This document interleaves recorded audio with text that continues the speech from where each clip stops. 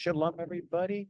Welcome to Universal Truth of Mankind. I am Dave, your host, and this is Kabbalah 101. I have to admit, this was a tough one.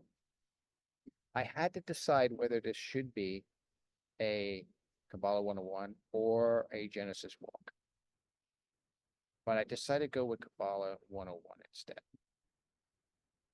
because I wanted to hit some Kabbalistic teachings to help clarify what's before us. Before I start, I want it to be known that I have in the description links to other playlists. Please watch them. Please review them. It's a lot of good information on all those videos, and I'm constantly adding. I'm adding a video per day. And I don't see any end in sight as of yet. So, and I bounce between the various playlists. And they feed into each other. Okay, enough of that. So let's take a look at this verse. Now, this is the 10 Commandments, commonly called. It's incorrect because if you count the number of commandments, there's not 10 in there, but rather these are called 10 utterances. I do have a video about that in Kabbalah 101. Look there. You get some more information. All right, it says, thou shalt have no other gods before me. I would not go into exactly what that means because we got to think in terms of attributes, not titles, not names. Okay. Thou shalt not make unto thee a graven image for any manner of likeness of anything that is in heaven above or that is in the earth beneath. All right, so can't be any kind of an animal or even man. We cannot have an image of a man. Or that is in the water under the earth. Thou shalt not have bow down unto them, nor serve them. For I am Hashem, I am the Lord, thy God, am a jealous God, visiting the iniquities of the fathers upon the children unto the third and fourth generation of them that hate me. And then in the next utterance, like the next breath, the following is stated, and showing mercy unto the 1,000th generation of them that love me and keep my commandments. Okay, so let's take a little deeper dive into what is being said here. I like to focus towards the bottom of this. Quick question for you. Is there a limit to God's love? Ponder that for a few minutes. Pause this, ponder it. Does God's love have limits? Very interesting study when you do something like that. So let's take a look what happens near the end. Because if anyone does create their own God or follows their own gods or bows down to a non-God, I'm saying capital G versus little g's, what does he do? He visits the iniquities of the fathers upon the children onto the third and fourth generation of them that hate me. Now, real quick, are my children responsible for my sins?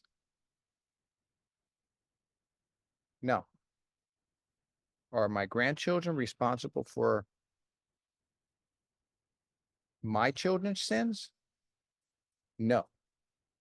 So what's being said here? It is saying, for those who practice the iniquities of those who bow down and worship these false gods, little g's, and the son, the daughter follows in the parents' footsteps, and the grandchildren follow in the grandchildren's, the grandparents' footsteps, and so forth. I'm going to visit iniquities on them. That means there's going to be first generation, second generation, third generation, and then on a fourth generation.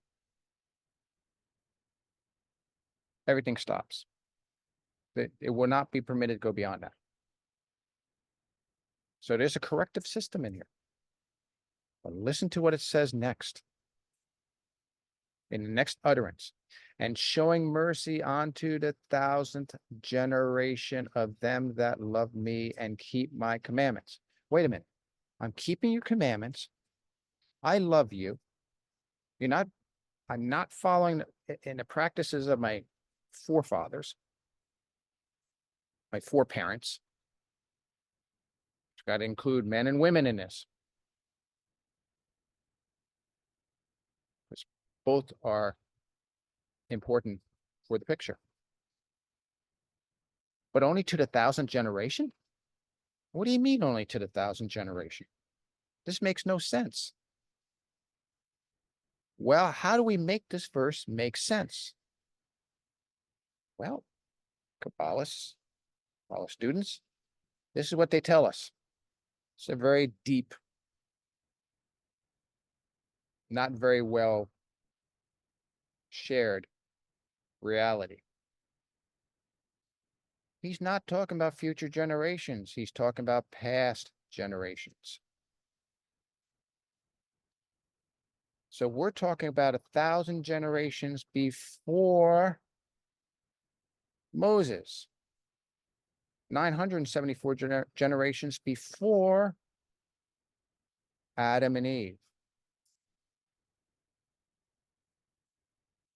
Whoa. You mean if I correct my iniquities, I change for the better, that will correct going back 1,000 generations? That's exactly what I'm saying. He loves us so much. If we follow his commandments and we love him, he will literally, like a time machine, correct the past. Correct the past souls that made mistakes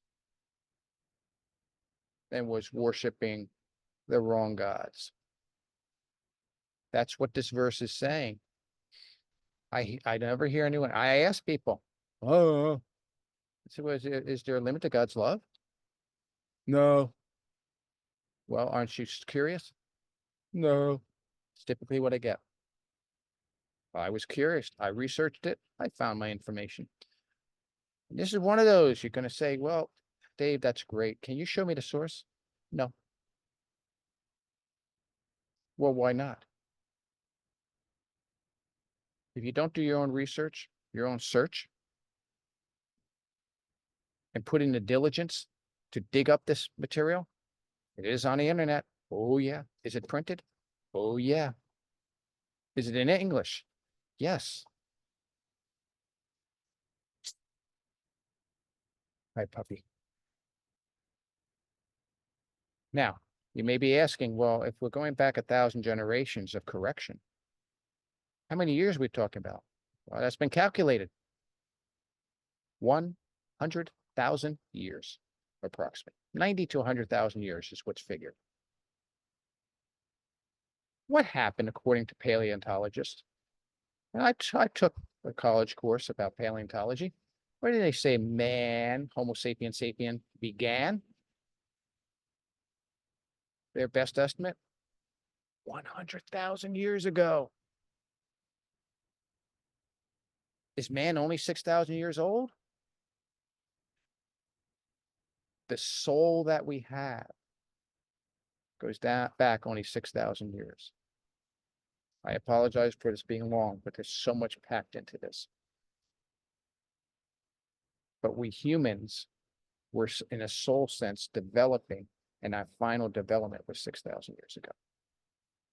So because we change and correct ourselves, it changes and corrects past generations. I know you have tons to ask on this one. And I'm going to get probably quite a bit of feedback. So, well, according to, but pay attention. Simple question. Does God have a limit on his love? especially when you're following and obeying him. My God's a merciful God. My God's a loving God. My God's not like other gods saying you have to believe in this or that, otherwise God's not going to like you. All religions play that game. Don't get me wrong. So if you think I'm picking on your religion, the answer is yes. But am I picking on your religion only? No. I'm picking on all religions. Think about this, people. This is major, major things. I will give you one other little piece of information. The latest books that you can find this information in terms of original sources, is 1850. It's been deleted since then. Why? Take care, everybody. Have a great day.